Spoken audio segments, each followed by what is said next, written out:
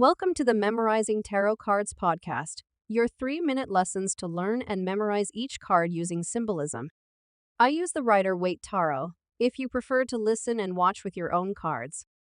In today's podcast, we will talk about the intellectual world of the Swords Court cards. The Swords Court cards tell a story of intellect, decisions, and challenges, which offers insights into logical matters. Together, these cards share a progression of how we think and the lessons we learn along the way. Swords is a suit of deep thought and also the conflict that comes with making decisions and standing your ground. Today, before we dive into each court card for swords, I wanted to provide a quick overview of the court cards as a group. Understanding their purpose will help with memorizing them individually. Court cards often serve as mirrors, reflecting aspects of ourselves or key figures in our lives. They embody personalities, characteristics, and stages of personal development. In readings, they can represent actual people, influences, or the querent's own state of mind around situations in their life. Despite their differences, all court cards share common traits. Each set, from pages to kings, represents a journey of maturity, where you move from the innocence of the page, the sense of adventure with the knight, the nurturing and understanding with the queen, and finally, to mastery and authority with the king.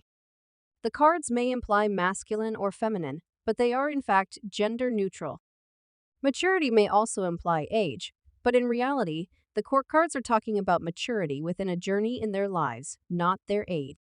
Let's share some examples to help with this concept, as it relates to swords. Here's an example with maturity of thoughts. If the querent is asking for advice on a small business, a page or a knight may be early on their small business journey.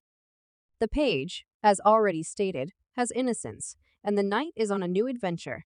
As swords, these suits are gaining experience and will progress on the journey with knowledge and advice. Here's another example, this time with gender.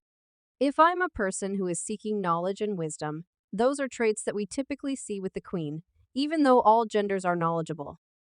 If I am looking for a decision and action, those are traits typically with the king, even though all genders make decisions and take action. With the court cards, we are learning the traits. It's not about the gender. Memorizing court cards can be daunting due to their nuanced meanings, and we will get into the symbolism as we explore each card individually. A helpful approach is to associate each card with a familiar person in your life, or a familiar archetype with each court card. For instance, using archetypes, you can think of the pages as students or messengers, knights as adventurers or advocates, queens as nurturers or influencers, and kings as leaders or authority figures. Think of someone in your life that reminds you of each archetype, and think of the traits of that familiar person when the card comes up in a reading. Personalizing the cards in this way can make their meanings more relatable and easier to recall during readings.